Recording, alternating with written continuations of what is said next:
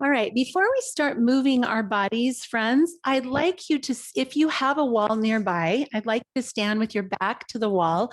If you don't have that handy, you can just watch me, but I'm just going to come over here next to this wall here.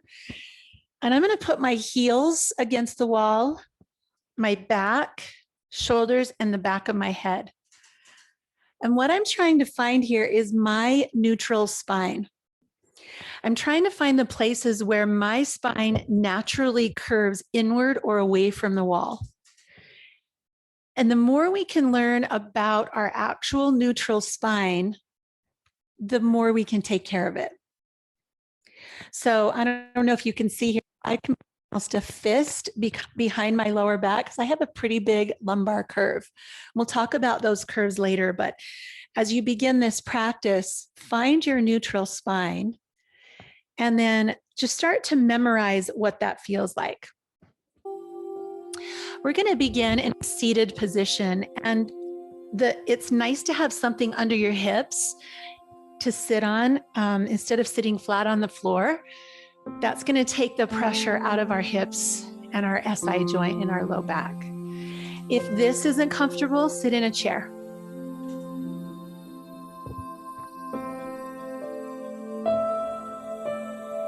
So with our hips elevated, move around a little bit and see if you can feel, this is going to be a really important landmark, your sits bones, the bones that you sit on.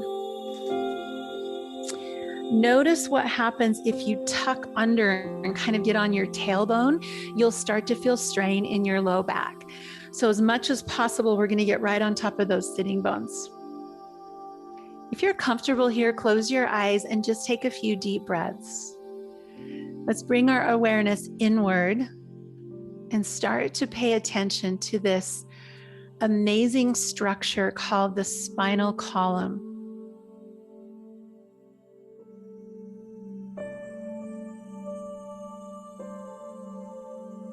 We're going to get to know this spine well today. So in the spine, you have 33 bones, 33 vertebrae. They're small at the top and they're big at the bottom. So your spine is essentially shaped like a pyramid. So as you sit here on your sitting bones, just imagine the small 7 vertebrae in your neck,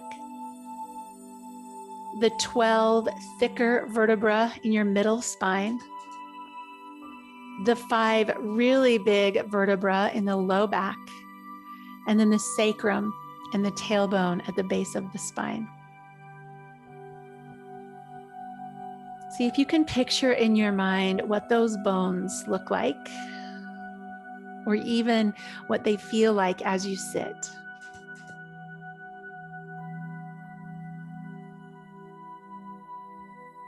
One of the things we'll look at today is how much we're living in a rounded spine. And we're going to try to avoid that motion today. We're going to move more from neutral to spine extension. So as we sit here, I'd like you to take a deep breath in. And as you do, just feel your shoulder blades coming onto your back, lift your chin. And then exhale, and instead of coming into cat, just come back to neutral. It's going to be a small range of motion. Inhale, lift into extension. And exhale, just come back to neutral. And notice how there might be an eagerness to kind of go a little bit bigger. I'd like you to stay with this small range of motion. Start to get familiar with something different, maybe than what you normally do.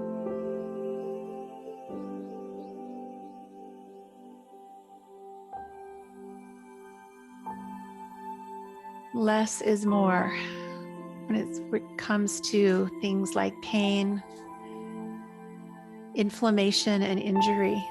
Less is more. Inhale to a tiny arch. Exhale to find neutral. And then let's bring ourselves slowly around to a tabletop position. So you can let go of any props that you have. Come onto all fours and we'll do the same thing here. So stack your shoulders over your wrists. your hips over your knees. And on the inhale, come into a tiny lift of cow. And exhale, find neutral. It's a small movement. Inhale. You'll notice the muscles on your back working. That's a good thing. We're building strength and we're learning neutral.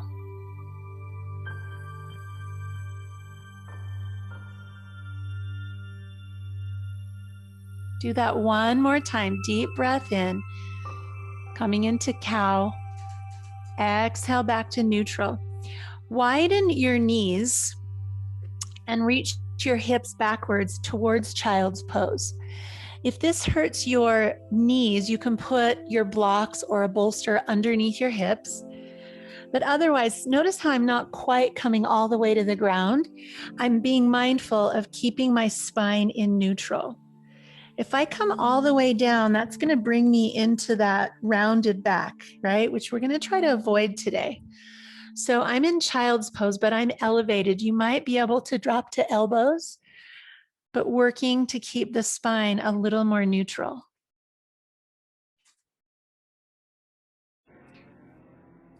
And then let's come back up to tabletop. I know a couple of you are dealing with some other issues.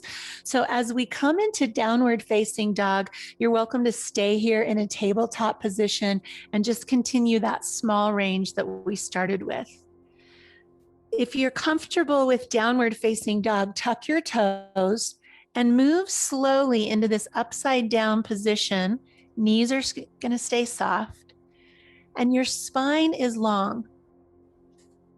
So once again, we're going to avoid this rounding and we're trying to find neutral in our spine, just like against the wall as much as possible. With your knees still bent, take your feet out wide, the width of your mat, and really slowly come onto fingertips and find that flat back. Put a bigger bend in your knees. Hands come to the thighs, and we're going to use our legs to help us stand up. So notice how different that transition was, being really mindful of the spine all the way. So standing with your feet hips distance apart, let's just move in and out of that chair pose a few times. Being mindful of the back. Being mindful of that neutral spine that we found against the wall. So as I come in and out of chair, I'm moving from the hips. My back's not changing. I can keep the hands here. There's no need to add the weight of the arms. Just moving with your breath. Just building a little bit of heat. This gentle practice. The next time you come to standing, root down through the feet, reach the arms high, come up to extended mountain. One of the things we'll talk about today is putting space between the vertebrae. So try that here, press into your feet, lift up through your fingertips, and see about putting space between all of those 33 vertebrae. If that feels okay to you, try a gentle reach, lateral of the spine, moving with the spine in mind. The spine moves in 6 directions, and we'll use 5 of them today. We'll try to avoid that spinal flexion, but we'll use the rest of the directions. Reach both arms up, deep breath in, and then slowly lower your arms to your sides. And then go ahead and come on down into a chair. And we're going to explore with a really gentle twist, a variation of twist that you can use from here on out. So we're going to take left arm to right knee and right hand to low back. So there's your neutral spine. And then we're just opening the shoulders a bit. So we're not putting any strain or stress in the low back. We're staying up high where we can engage our core and breathing into the length of the spine with a very small and gentle twist. Bring yourself back to standing. Find neutral. And we'll go the other way, sinking down into chair. Right hand to left knee, left hand to low back. And we'll find that gentle twist there on that side. Low belly strong, chest lifted. Breathe.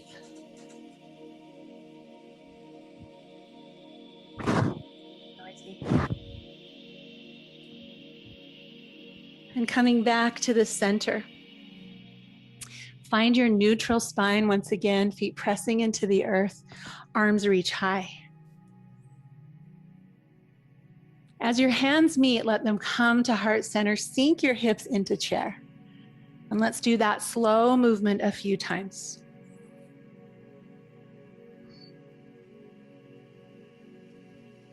Noticing again, the spine is not moving.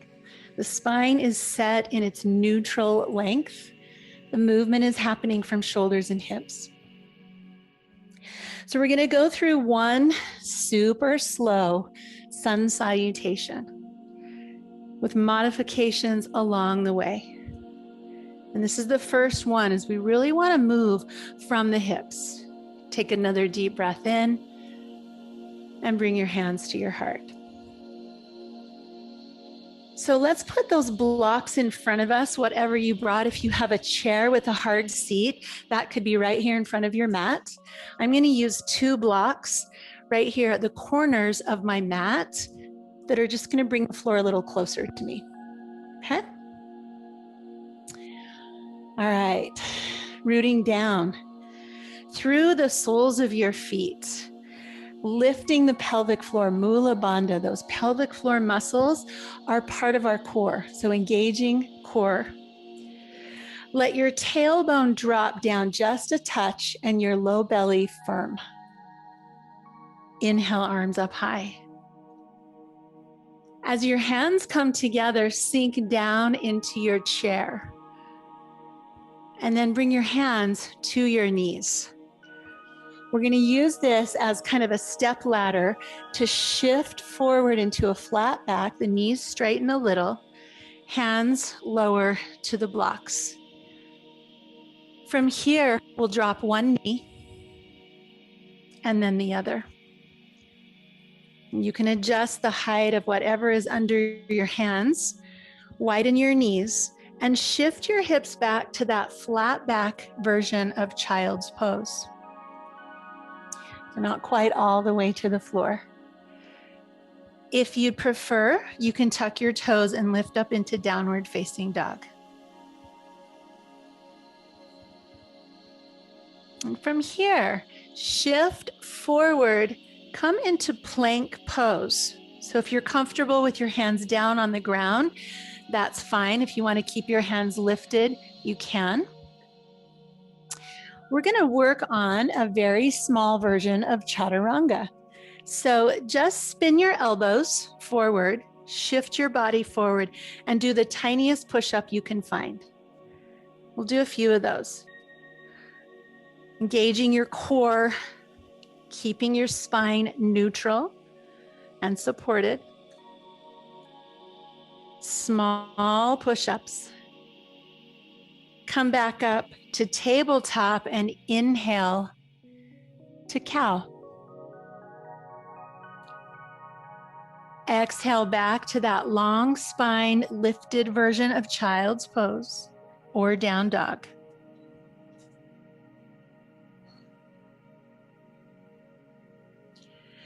And then go ahead and return to a tabletop position. If you're using a chair, have that handy or your blocks. On the inhale, draw one foot forward. Tucking the back toes, lift the back knee, and step both feet together. Knees are bent, hands come to the thighs, and use your thighs to help you return to mountain. We'll take the arms overhead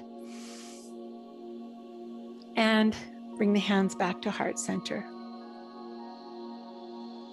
So that's just a kind of a slide in substitution for a sun And that's a little more friendly to the spine, especially because.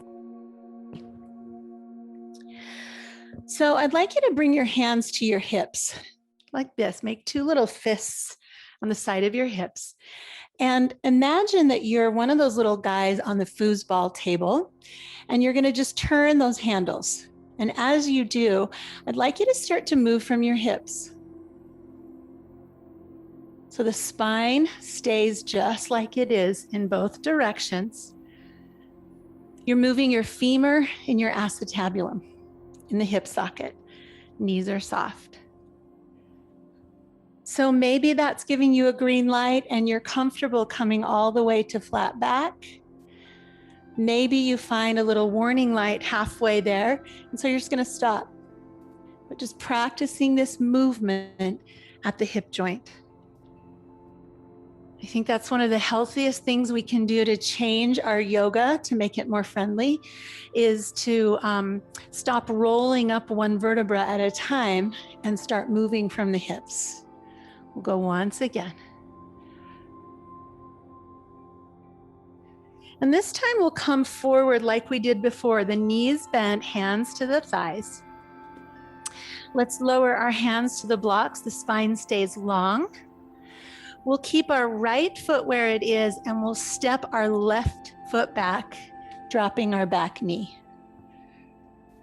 Adjusting your props so that you feel like you've got a long spine and a strong core. We're stretching a deep muscle called the hip flexor, iliopsoas. And as we're stretching that deep, deep core muscle, give it some time. It's super tight on most of us, especially with all of our sitting. We're just going to give it some breath. While we're here, if you'd like a little movement, you could tuck your toes under and lift and lower that knee. If that starts to put strain in your low back, come back to just kneeling.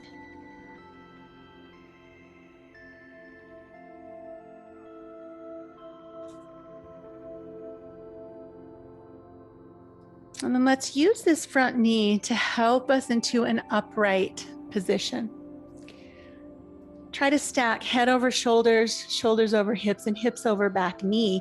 We'll move into a gentle twist. So in this gentle twist, the left hand comes to the right knee, the right hand to the low back. Lift and lengthen through the crown. And again, just let the shoulders do that twisting action more than the low back. An upright twist. You can imagine all of your core muscles hugging in, creating a brace to support the spine.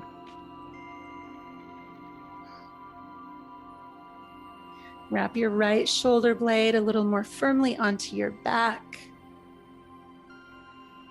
and release back to center. You can bring your hands to the block.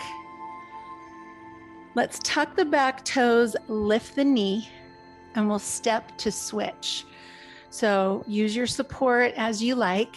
Left foot comes forward, right foot comes back. Drop your knee.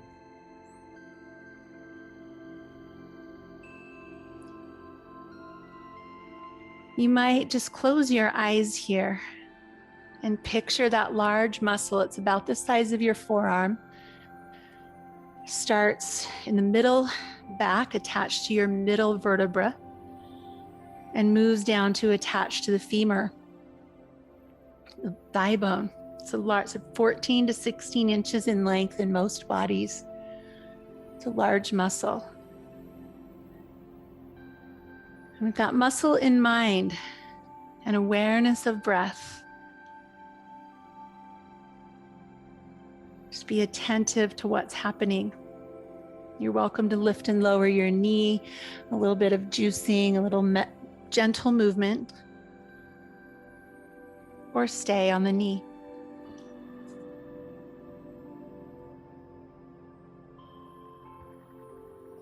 Let's use the knee to help us come into an upright position. Stack your torso, find the neutral spine, and then the right hand comes to the left knee, left hand low back. And find a gentle twist here. Left shoulder blade on your back, neck long. And gently turn to look over your back shoulder.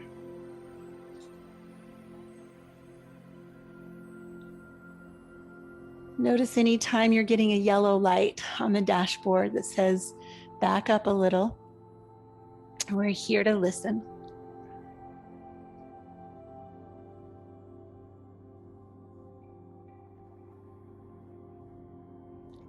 And we'll return back to center. Go ahead and tuck your back toes and slowly lift the knee. Give yourself support up a little higher, and then back foot meet the front foot. We'll put our hands on our knees, take that long spine with you back to standing. And notice standing with hip flexors a little more lengthened. I think a lot of times in our yoga, we get in such a hurry, we don't pause to notice the magic, the effects. So we're going to move into a modified version of Warrior One. I'm going to do this facing you first. So if I have my right foot forward and I step my left foot back, I'm into Warrior One this way. I would say this is standing on a tightrope. And that's going to create some strain for the low back. So what I'd like us to do today is to take the back foot wider side to side. So it's more like we're standing on two train tracks. So let's try that with the right foot forward. Just drag the left foot back. It's not too wide front to back, but your feet are about a foot apart side to side. And before you lift your arms, just feel that. Feel the feet firm on the mat, rolling into the outer edge of that back foot. We've stopped asking participants to crank their hips to square with the front of the mat, knowing that that creates stress in the SI joint. So maybe your hips are open a little more to the left corner of your mat. And that front knee is soft. If you've got a green light and you want to go ahead, raise your arms. Soft arms, chin lifted. Still aware of a mostly neutral spine. There's a little tiny twist in the spine in this posture. There's a little bit of extension. So feel your body being here in this shape.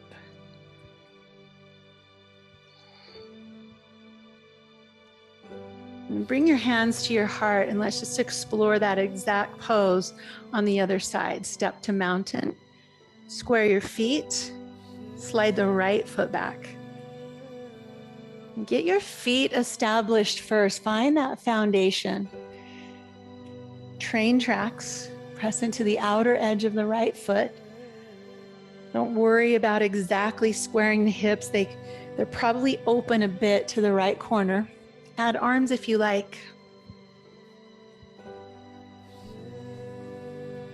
Thinking of the length of the spine, that traction, space between the vertebrae. Space between the breath.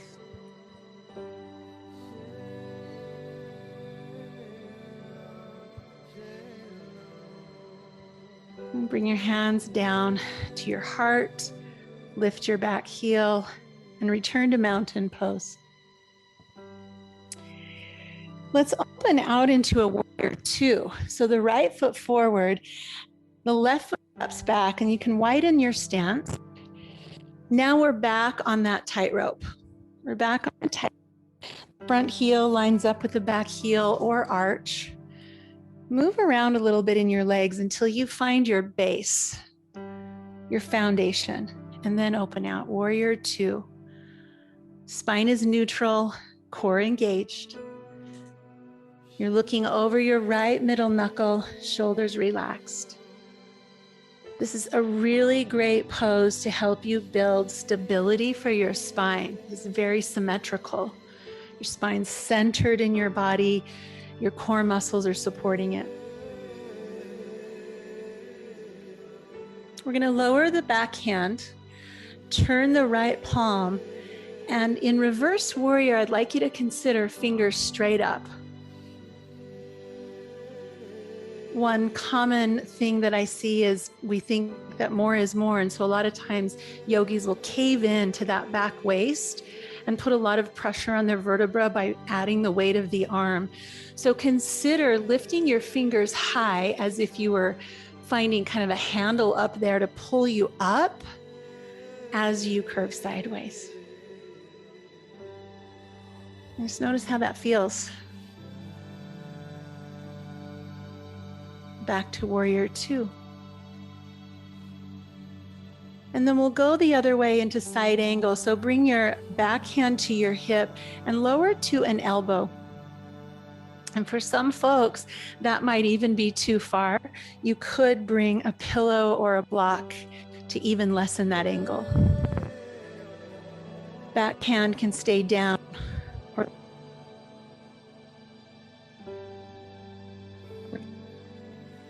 weight adding to this posture. Let's pop in side angle and just see what's happening in the body. Notice.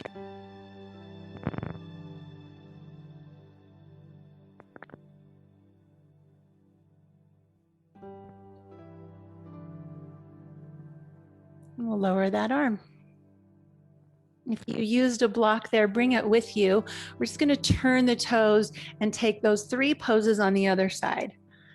So we'll set that here for a moment. Let's open up into warrior two.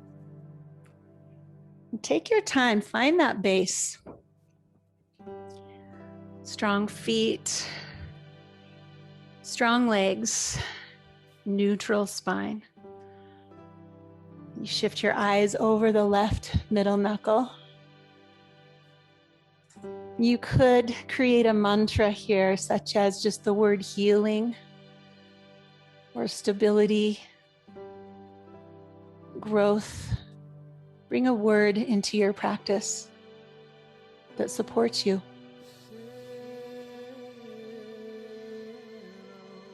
We'll drop the back hand, turn the left palm, and as we reverse the warrior, the spine moves sideways, but the hand reaches up. Deep, slow breath, moving with the spine in mind. Beautiful.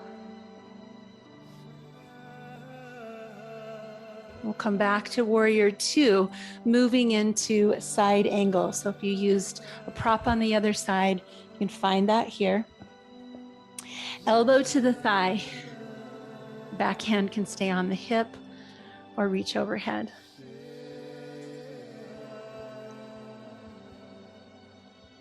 What are you feeling here when you bring attention to that deep core of your body? Are you pain-free? Are you bracing? Just notice. I think we start to ignore these subtle or not so subtle signals. And our body's willing to tell us what it wants us to know.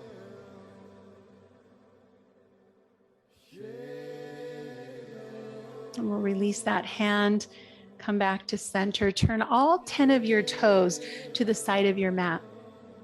We're going to move into a forward fold the same way we did earlier. So remember the foosball action of coming forward from the hips, right? And I'll do this sideways. So we're shifting forward, we're bending our knees. You can bring your hands to your thighs, and if you'd like, a block in front of you. If you're getting the green light, you could explore deepening, but try to keep your spine straight as long as you can, avoiding that spinal flexion. So see if you can let the length come into the back of your legs and less rounding in the low back.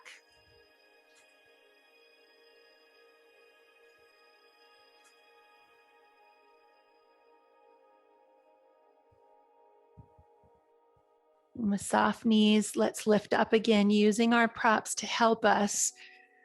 So we're not really tugging on the muscles of the back, supportive muscles. Come back to stand in neutral mountain pose. Do one simple balance posture before we make our way to the floor. We'll just do tree pose today. It's a pretty symmetrical posture. So let's start by standing in our right foot. Come lift the left toes and open that knee out. So before we move up into balance, notice the symmetry here, the spine, the core, everything lined up, this hip drawn in. And as you get ready to move that foot into balance, notice if you start to do this. If you start to pop the hip out to the side, that's really common when people want to get their foot up high. They create a hole there. So we're going to avoid that today. We're going to keep the hips hugged in, and you might stay low here. You might find that you can bring the foot to the lower leg, and it might come to the upper leg, but keep this cylinder, right? The cylindrical shape, and bring your hands in.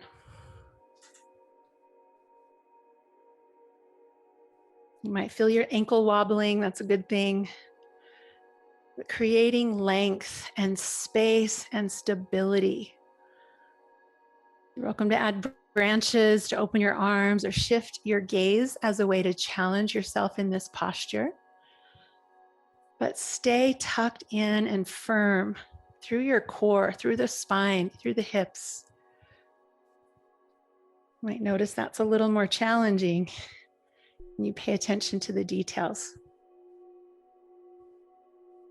Let's release. And just stand on 2 feet, but notice the difference in the two sides after a simple balancing posture. There's a lot going on, right? Let's switch sides. Lift your right toes and pivot at the hip. Notice the tendency to pop the hip out. We're going to keep that hugged in and firm through that sacrum and low back. So maybe lift. Find your expression of tree. Imagining again that spine, those 33 vertebrae living in the middle of you. This super highway for our nervous system, our structure, our core.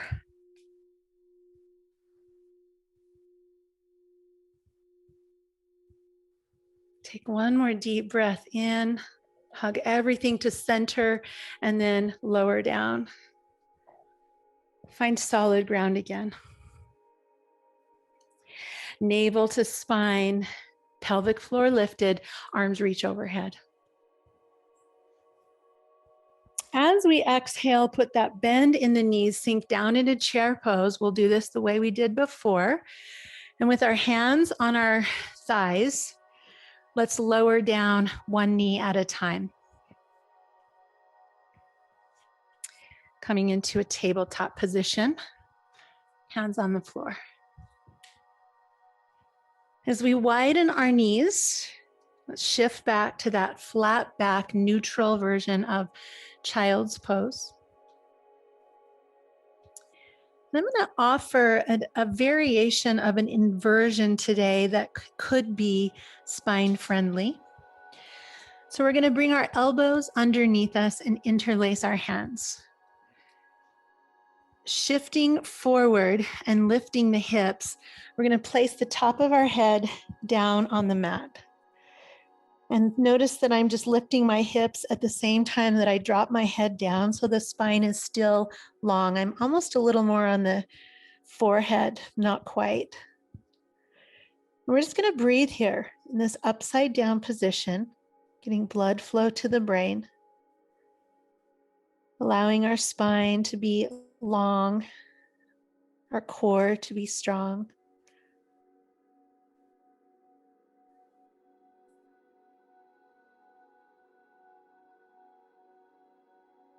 This pose that helps us just get more oxygen to the brain so we can think more clearly. This is believed to help with sleep. It's gentle pressure on the crown of the head.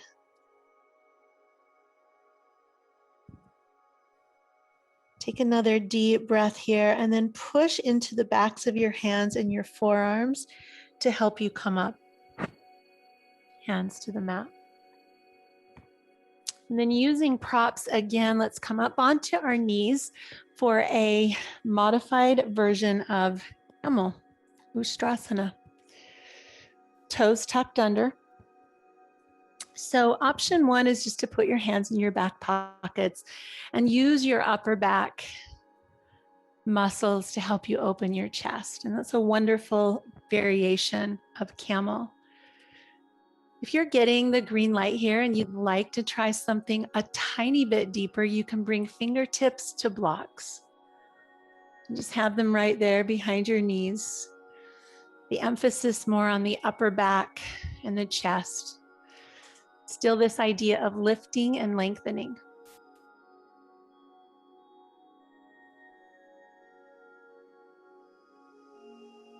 Bring your hands to your hips.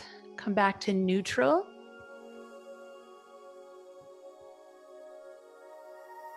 Good. Creasing the hips, bring your hands to the ground. Tabletop.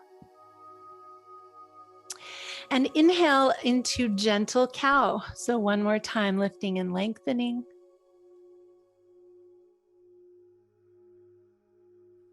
Coming back to neutral. And we'll start to make our way down to seated. So this is where if you have a strap, you're going to want this with you. Having your hips elevated when you come seated to the floor helps most bodies. So you could sit on one of your blocks or your bolster, a couple of firm pillows, takes some strain out of the back. Also, you could put something under your knee when we come down here onto the floor. So play around with your prop for just a second and see what seems to support you. And then let's take our strap around the bottoms of our feet. The goal is to be on top of the sitting bones. Depending on the way your pelvis is built and the way your spine is, a lot of folks have a tendency to tuck underneath and sit on their tailbone. So use this strap to help you come up on top of those sits bones.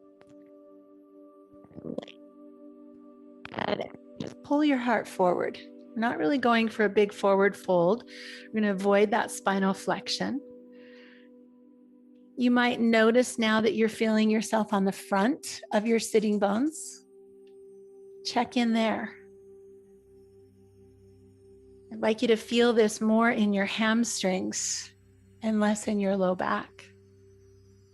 This actually, Dandasana is a back strengthening posture as opposed to a back stretching posture. So just lengthening and lifting, being on the front of the sitting bones.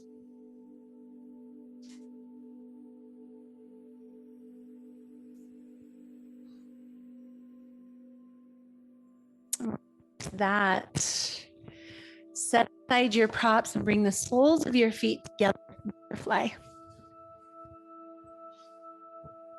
And you can have your feet as far out as you need to so that you're right on top of your pelvis, right on top of your sits bones. We're going to work into a gentle and very intelligent spinal twist. So we'll start by bringing our hands together. Thumbs touch the sternum, and you want your fingers to come up underneath your chin. This is going to make us keep our neck in neutral. Elbows lift high. Let's start by rotating to the right using the core muscles. So we're not leveraging at all.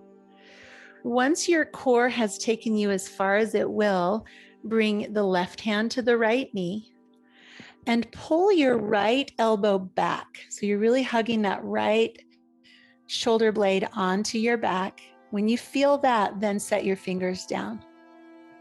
So we're not using the arms, they're kind of here like a little latch on the door. Inhale to sit tall. Exhale, twist your head, look left. Look right and breathe.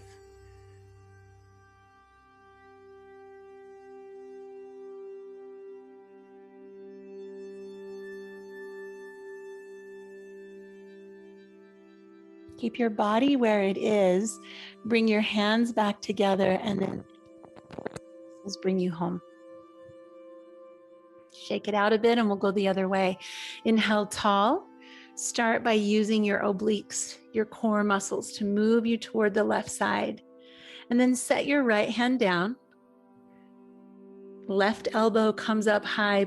Pull that shoulder blade onto your back and then set the hand down. That should feel really good in your chest and shoulders and not stressful to your lower back.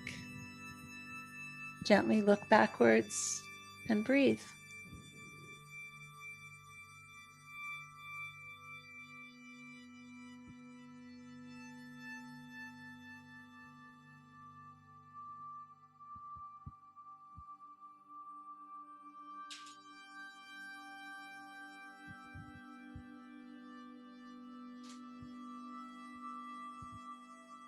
Bring your hands together in front of you and then use your obliques, your torso muscles, to bring you back home. And release your hands onto your shins. Let's take one more deep breath into seated cow. Chest lifts, shoulders pull back. And exhale back to neutral.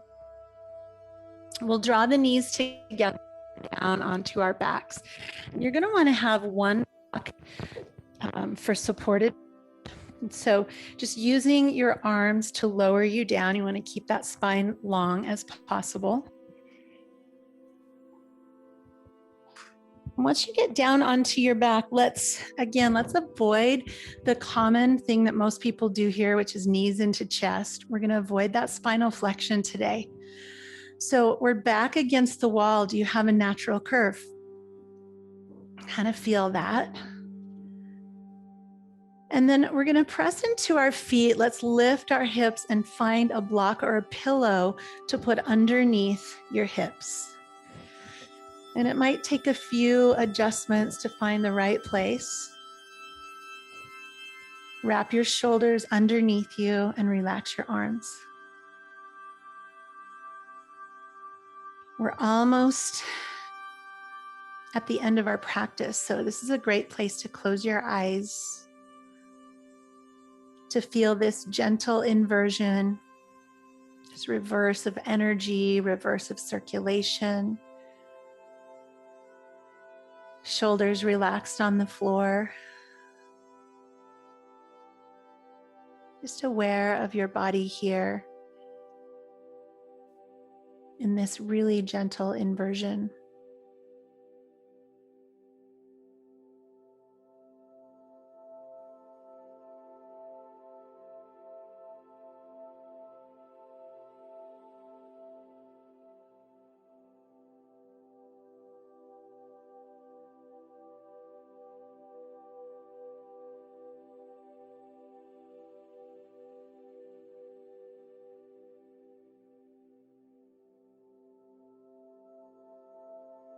If this is relaxing and comfortable, you're welcome to stay here. We're moving into final rest. So if you'd prefer, you can move the block, maybe place something under your knees. A bolster works great under your knees for Shavasana. And we're just going to lay here for a couple of minutes. Just allowing our bodies to absorb all of the movement, all of the awareness.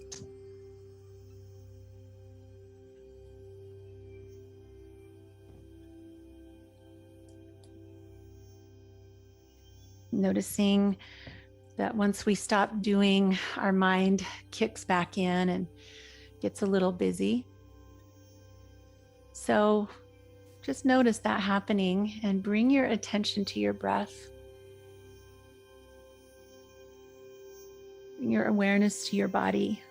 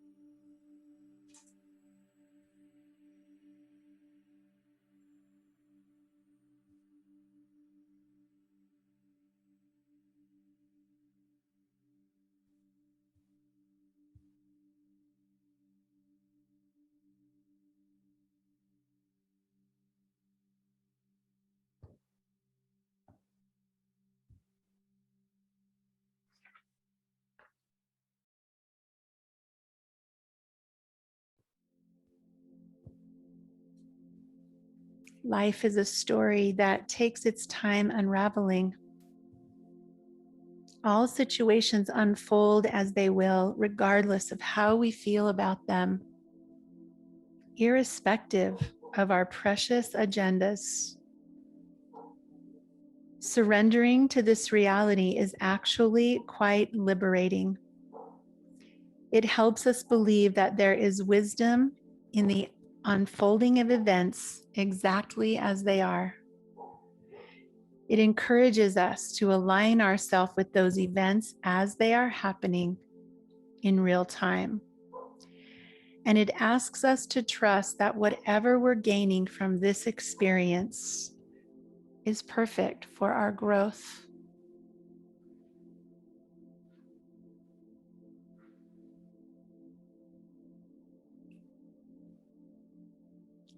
Let's take a deeper breath and begin to wiggle fingers and toes. And in a gentle way, stretch your body. Arms overhead, legs reaching out like a yawn. Again, putting space between the vertebrae.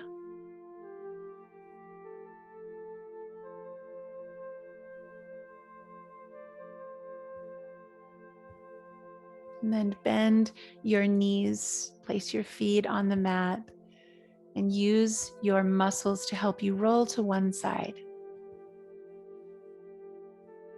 From there, push yourself back up and find a seat, maybe on a cushion or a block.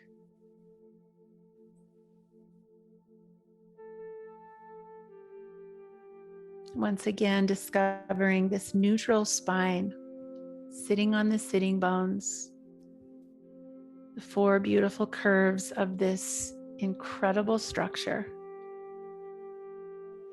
Bring your hands together in front of your heart and close your eyes in this gesture of gratitude.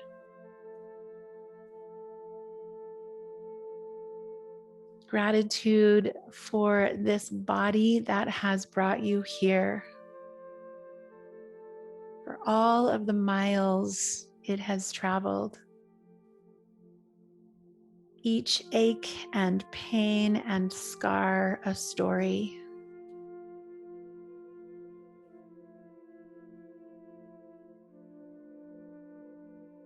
Take a moment to remind your body that you are listening.